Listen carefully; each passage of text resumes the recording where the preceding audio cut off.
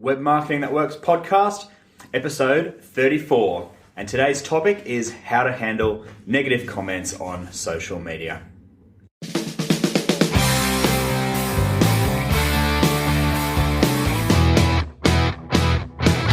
Welcome to the Web Marketing That Works podcast. Come behind the scenes of real-life marketing experiments and listen in as amazing guests confess the truth about what really works. Now, here are your hosts, Adam Franklin and Toby Jenkins. Hey there, it's Adam Franklin from the Web Marketing That Works podcast. And today I'm doing it on my own. Now, the last couple of podcasts you may have noticed that Toby's been interviewing a stack of great guests. I've actually been on the road doing some Web Marketing That Works presentations with the Australian Institute of Management and a couple of other events as well. So now that I'm back, I'm actually going to do this podcast on my own. Tobes and I will be back doing our regular show very, very soon. Now, this is the show for people who love marketing on the web. You'll be taken behind the scenes of real-life marketing experiments. We'll look at the good, the bad, and the ugly. We'll confess what's failed and reveal the truth about what really works. This podcast is brought to you by our new book, which is also called Web Marketing That Works, and specifically the bonus 33 free marketing templates that go with it. If you're keen to get your hands on those templates, then head over to our website, www.bluewiremedia.com.au/book. Okay, so the topic for today's show is how to handle negative comments on social media. It's one of the most common things I'm asked when I give presentations, and it's one of the most common stumbling blocks for people who want to get into social media but are still petrified that people are going to say negative things about them. Now, it doesn't seem to matter that, we realize that, people are probably somewhere out in the world at one point in time saying something negative about us or have said something negative about us. But for some reason, that doesn't impact us as much as actually being able to see it written on a Facebook page or on a blog or on a tweet. And so we've got this irrational fear that, by getting into social media, we're actually inviting more people to speak bad things about us or to speak negatively about us, which simply I don't think is true, but also it's still kind of irrational because people can say whatever they want anyway, offline or even online, and just whether or not we're on social media doesn't mean they're not saying anything. But what social media does is it allows us to actually identify who's unhappy or who's making a negative comment, and if they're genuine, it gives us an opportunity to actually locate them, talk to them, and hopefully fix the problem. Now, that's what happens in 99% of the case. Sometimes there's negative comments you need to remove or ignore, and crisis comments, and that's what we're going to dive into on today's show. So Toby and I have been working on this new template, which is actually called the Negative Comments Response Template for social media. And in it, and what I'll explain to you in this show, is the classification process that we've gone through to actually identify each type of comment that you might receive on social media. Now, there's only 6 levels, 1 to 6. It starts at the top with positive comments, and then level 2 is neutral, level 3 is negative that you respond to, level 4 is negative that you ignore, level 5 is negative that you remove, and level 6 is a crisis comment. So let us take it from the top, and we will begin with the positive comments. And before we get started, actually, it's worth saying that you can download this template free of charge at the URL, which is www.bluewiremedia.com.au/negative-comments-response-social-media. Now, that is a bit of a mouthful and quite long, so it will also be in the show notes if you're looking at the blog post, or if you're listening to it on your smartphone, just hit rewind and jot that down so that you can download the template. The template is exactly what I'm running off at the moment, so if you've got it in front of you, even better. If you're really keen, grab a pen and you can take notes on the template itself and fill it in for examples that apply to your actual organisation. Okay, so positive comments. I would define that as anything favourable. And an example of that, say we're at a hamburger joint and somebody comments, "My burger was awesome." That is an example of a positive comment, and the response process for this is optional. I mean, typically you would say thanks, just like you would in real life. And what I like to also do is, if I'm working for a client or if I'm part of a team, is I like to screenshot that positive comment and email it around to my colleagues so we can share the love internally. So if positive comments were all we had, it would be a very fun place to be on social media. But they're not always positive. Very often comments might be neutral, and a level 2 comment is neutral, and we define that as being neither good nor bad. If we take that hamburger joint example, then an example of that would be somebody just saying, "I'm sitting down to have a burger for lunch." So neither positive nor negative. Again, commenting here is optional, depending on the size of your social media community and the amount of resources that you've got. I would encourage you to actually take these opportunities to start conversations with these people and say something like, "Hey, thanks. What have you decided to order?" Or "Which hamburger did you have?" Or "Which store are you sitting at?" So that way you can prove that you're listening and you can get involved and build relationships with the people who are your customers. Of course, you don't have to respond to every single comment, particularly neutral ones. If you've got a massive community, you could be there forever and a day. Of course, use your discretion, but where possible, start chatting to these people, because that's what strengthens those relationships. That's what makes their experience memorable, and that's what will bring them back again and again. All right then, so that's level 1 and 2. Level 3 is a negative comment that we respond to. And I define this as being a genuine negative comment from someone real, from someone who is like a customer, a potential customer, someone in your community who has a genuine concern or a genuine problem or a genuine issue that they've felt that they need to actually write publicly in a social media forum. And really, these people are gold. The reason they're gold is because normally if people had a negative experience and they said something or they had a bad experience, you'd have no idea who they are, where they are, or how to fix the problem. Now, thanks to social media, you know who they are, you can contact them, and you can resolve the problem. And in 99% of the case, negative comments are simply born from somebody who just wants to be heard, they want their problem fixed, and they want you to show them a bit of love. And in those 99% of cases, you will be able to actually turn them around from being an unhappy customer all the way across to being an advocate, because you've shown that you care, you've shown that you listen, and you've shown that you're prepared to do something to fix it.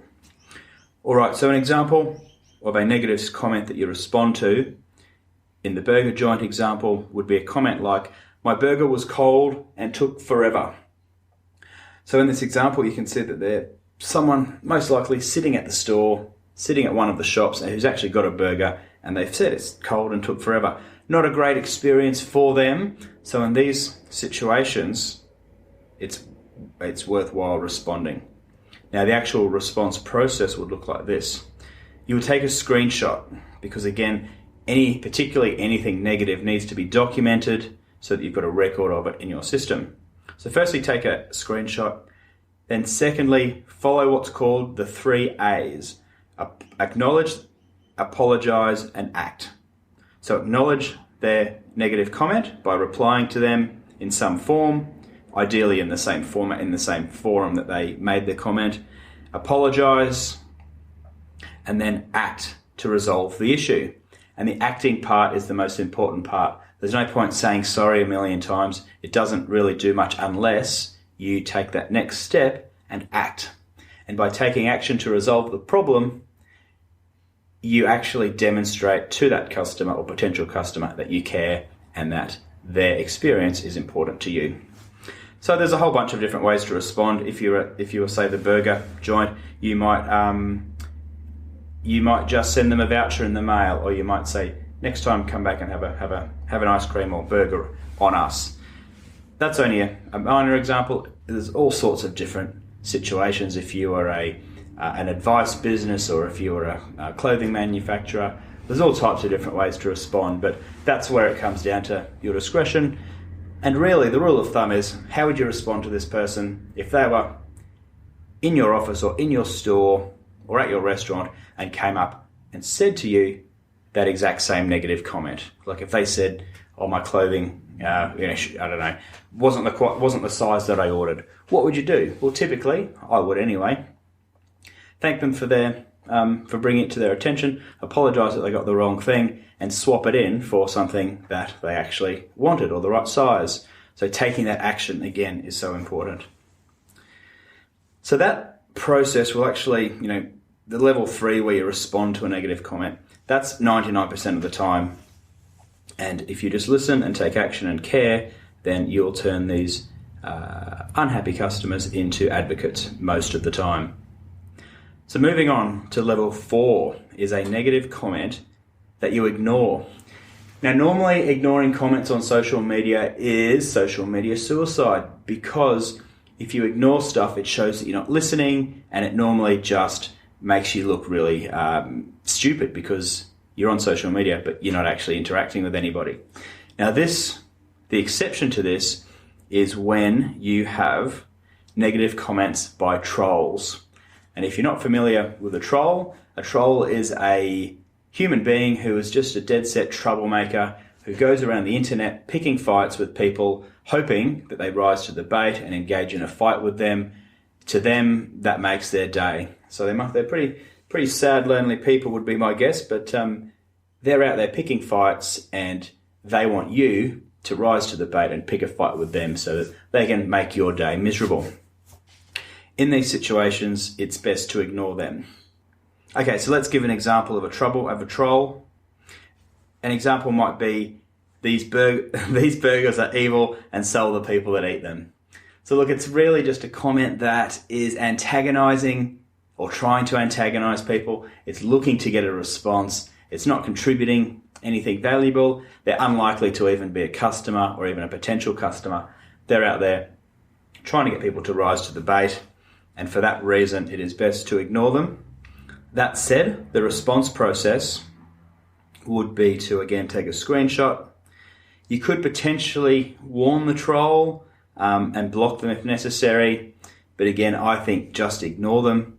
Even if you warn them, you're engaging in a conversation with them, and they know that you're actually noticing them, which gives them a big thrill, and they'll probably come back again and again. If you block them, you're likely to antagonize them, and they might come back under a different alias and continue to leave negative comments on your site. So the rule of thumb in social media is don't feed the trolls. So if you're confident it's a troll, ignore them, and hopefully they'll go away and bug somebody else. All right then, so level 5 comment is a negative comment that you actually remove. And again, most of the time, advice that you'll get is don't remove negative comments because it looks like you're trying to hide something. It antagonizes people and throws fuel on the fire, and people will come back and just keep, giving you more and more of a hard time because you've removed something, because you're trying to hide something, because you're not being transparent, and because they think that, as I've said, there's something to hide. But sometimes you do need to remove it because it fits one of these 3 things. It's either offensive, it's malicious, or it's spam. Basically, anything that breaches your house rules, you're entitled to remove. So let me just explain what the house rules are. Say on a blog, it's like your own home. If people can come, people can leave comments, but they've got to be well behaved, they've got to have good manners, just like if you invited somebody into your home. If people carried on really rude and obnoxiously at your house, you'd ask them to leave, and you'd be well within your right to ask them to leave. Same goes when someone comes to your social media site or your blog. If they carry on with bad manners, you're well within your right to get them to leave and to remove any negative comments or any malicious or offensive or spammy comments that they might leave. So again, an example of this might be with the burger joint, my waitress was a... Of course, that little beep was a swear word, but it's an example of a personal attack, something that you wouldn't tolerate in your own home, you wouldn't tolerate at your own restaurant or in your office. And that obviously is different for different businesses and for different people. We've all got different things, different guidelines or different things that are okay or not okay. And that's up to you to define as the owner of your blog and your social media profiles. But again, the response process, firstly, take a screenshot so you've got it documented, then remove the comment and explain why you've removed the comment. And that's the most important part. If you remove it with no explanation, it's likely to throw fuel on the fire and people will be wondering what's going on. If you explain that that comment has breached house rules because it was offensive or because it was malicious or was spammy, then everybody else in the community, one, knows why you've taken the comment down, but two, they know that you enforce the rules, and that provides a lot of safety and peace of mind within the community, and also they respect and admire you for kicking people out and for taking the necessary stance to make sure that everybody else can have a safe and happy time interacting on your social media profiles. If you want a good example of house rules, check out the Tim Ferriss blog, so 4-Hour Blog. I'll just Google 4-Hour Blog and it will come up. And also the Mamma Mia blog, mamamia.com.au. Both have really cool examples of a set of house rules. In fact, I'll even pull up the Mamma Mia one now. Okay, for example, the Mamma Mia blog, they have their comment guidelines, aka their house rules. It says, imagine you're at a dinner party, different opinions are welcome, but keep it respectful or the host will show you the door. We have zero tolerance for any abuse of our writers, our editorial team, or other commenters. You can read a more detailed outline of our company guidelines here. And if you're offensive, you'll be blacklisted and all your comments will go directly to spam. Remember what Fonzie was like? Cool. That's how we're going to be. Cool. Have fun, and thanks for adding to the conversation. So there's a really great way of just explaining to commenters and visitors what's expected and what's not tolerated. Which brings us to level 6, the crisis comment. And the way that I would describe that is a comment where there is legal, criminal, or PR ramifications. Particularly legal and criminal ramifications. So an example of that might be threats of violence, breaches of confidentiality, particularly if you're like a hospital or a financial services institution where privacy is paramount, defamation, or anything that is a PR disaster. And you've only got to think, I mean, there's tons and tons of examples. There's the Wienergate scandal, there's Domino's and Qantas and loads and loads of others. In those sorts of situations, well, let's give an example. In the case of the burger joint, to keep that theme running through this podcast, an example might be someone saying, not that it's funny, I'm going to burn this burger joint down. So you can see there, that's a very serious threat of violence. And because there's legal ramifications and criminal ramifications, it's very important to take action straight away and to have a plan of attack in place for when you may get one of these comments on your social media profiles. Now, they're very rare. It's unlikely to happen, but when it does happen, you definitely need a plan of attack so that you know exactly what to do and you can take care of the situation without getting flustered and without sort of floundering around wondering what to do. So the process to follow is, again, take a screenshot immediately and then escalate the situation to police, the legal department, or management, or even the PR department for further advice. Because it's very difficult to predict every single type of crisis scenario. The CEO of the company might have a sudden illness, or a plane might crash, or the oil thing might like spill, like with BP. There's so many different things that can go wrong. You can't plan for all the specifics, but you can have a plan for when something of that magnitude goes wrong. You've got a plan of attack to escalate it to the appropriate people so that they can give advice as necessary. You might remember from one of our early podcasts, I think it was episode 3, it was called How a Facebook Comment Led to a Night in Jail. A person had actually left a very violent and sexually explicit comment on a Facebook page, which, because of this 6-level classification template that we've put together, they were able to screenshot that and escalate that to the police immediately. And it turned out that the police had actually been watching this gentleman for quite some time because of his violent past. And that comment actually led to the police picking him up and this fella spending a night in jail because of his Facebook comment, and obviously because of his behaviour leading up to that point too.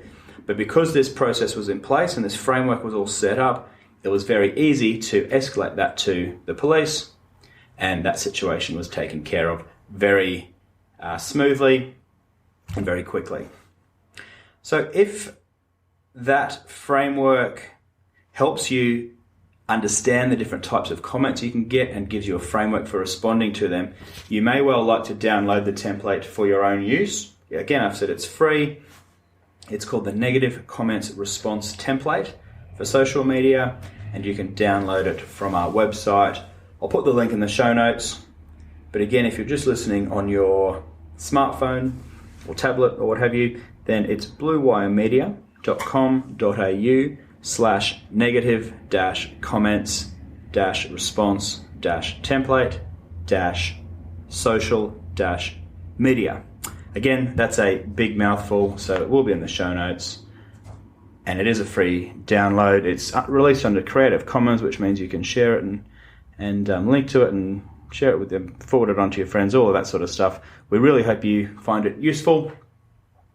We certainly use it ourselves at Blue Wire Media.